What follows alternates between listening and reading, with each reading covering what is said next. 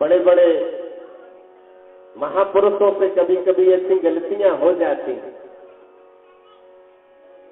एक और घटना है, सुना तो क्या? मेरे को ऐसे लग रहा कथा समझ में नहीं आ रही आपको। एक बार क्या हुआ, तुलसीदास जी महाराज जब रामायण लिख रहे थे उस समय की बात है। जब रामायण लिख ही रहे थे तुलसीदास जी, तो किसी ने आकर कहा कि एक गांव में एक आदमी है, उसकी बड़ी ख्याति है, उन्हें लोग बहुत सम्मान देते हैं, यहां तक कि बड़े बड़े ब्राह्मण भी उनको प्रणाम करते हैं।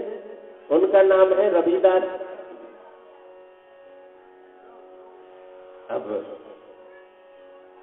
रविदास से मिलने चले गए तुलसीदास, और रविदास अपने आंगन में बैठे और जूते सिल रहे थे।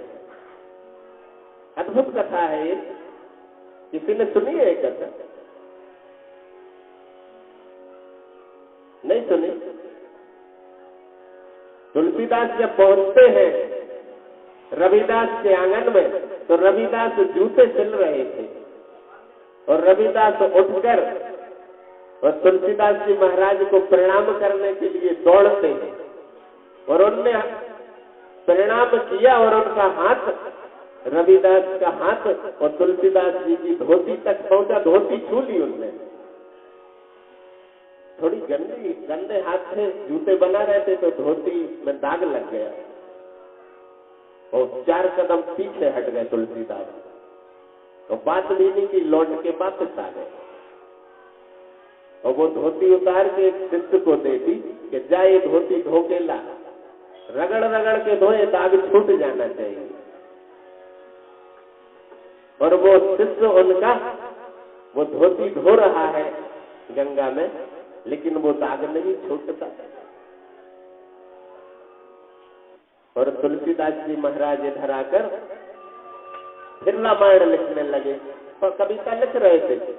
और कथा कहती है कि वो लिखने ही वाले थे कुछ रविदास की निंदा में, कि ऐसे ऐसे लोग हैं जो संत कहलाते जूते बना रहे हैं। कुछ लिखने ही वाले थे कि वो जो शिष्य धोती धो रहा था वो दौड़ता हुआ आ गया और उसने हाथ पकड़ लिया तुलसीदास का, बोले बस लिख मत देना, ये गलत बात। उन्होंने कहा क्या लिखना है, क्या लिख रहा हूं मैं? वो कल की घटना लिख रहे हैं ना आप रविदास की। तुलसीदास ने कहा तुझे कैसे पता चला? वो बोले मुझे तो और भी बहुत कुछ पता चल गया है। अरे उनका हाथ लग गया रविदास का तुम्हारी धोती में, और वो धोती का दाग धोते धोते मेरे हृदय के सारे दाग धुल गए, तो मैं तो त्रिकालदर्शी हो गया हूँ, भूत भविष्य वर्तमान। जिसकी दाग को धोने में मेरे दाग धुल गए, वो कैसा सत्य पुरुष होगा? आपको क्षमा मांगना चाहिए रविदास। और कहते तुलसीदास कलम और रामायण रखकर और दौड़े नंगे पांव रविदास के घर की तरफ, और रविदास बैठे और जूते बना ही रहे थे, उनका तो काम नहीं था। और संतों ने कब अपने कर्म छोड़े हैं? कबीरदास कपड़े बेचते रहे, रविदास जूते बनाते रहे, और सेना नाई दाढ़ी मूछ बनाता रहा, गोरा कुमार मटके बनाता रहा।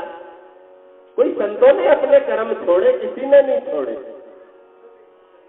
तो तुलसीदास जी दौड़ते पहुंच जाते उनके आंगन में और गले लगाने लगे हैं।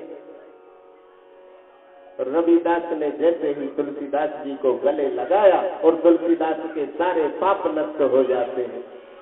आह्लादित हो गए, हजारों फूल खिल गए होंगे हृदय में, और इतने प्रसन्न और इतने आनंद से लौटे कि आनंद जब बढ़ जाता है तो आंखों से बहने लगता आंसू बनकर, आंसू बढ़ते जा रहे। और आकर उन्होंने कलम उठा ली, दबात उठा ली और लिख दिया एक दोहा रविदास की तारीफ में।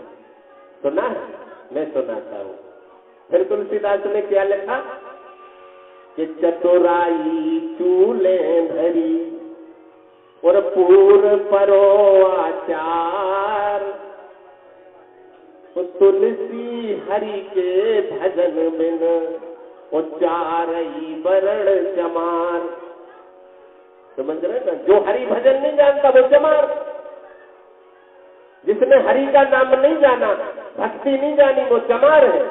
ये लिख दिया तुलसीदास ने, तो आज भी लिखा हुआ है कि चतुराई चूलन हरि पूर्व परो आचार, और तुलसी हरि के भजन में चारई वरण चमार।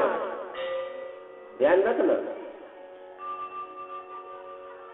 चमार किसे कहते हैं? जो चमड़ी तक को जानता है, बस चमड़ी से आगे कुछ नहीं जानता। जिसकी पकड़ चमड़ी तक है वो चमार, जो चमड़ी का ग्राहक है वो चमार, और जो ब्रह्म को जानता है वो ब्राह्मण। जिसने ब्रह्म का अनुभव कर लिया वो ब्राह्मण, और जिसने सिर्फ हाड़ मांस और चमड़ी को जाना वो चमार। तो तुलसीदास कह रहे कि वो ब्राह्मण है, उसने ब्रह्म को जान लिया है। रैदास ने, वो ब्राह्मण हो चुका है। तो ब्राह्मण पहले कर्मों से हुआ करते थे, जन्म से नहीं। प्यारी कथा है। और तुलसीदास जैसे ज्ञानी और रविदास से कुछ बोलेंगे क्या?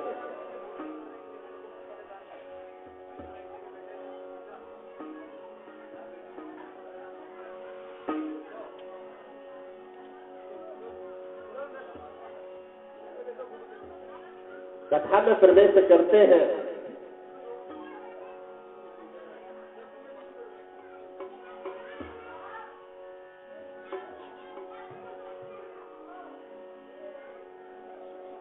गोकुल में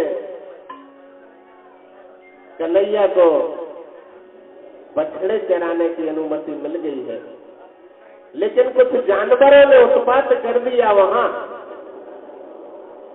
उनके गोधन को सताने लगे कुछ पशु। तब कुछ वृद्ध गोपों ने निर्णय किया कि गोकुल से अब वृंदावन चले जाना चाहिए। वो बहुत सुंदर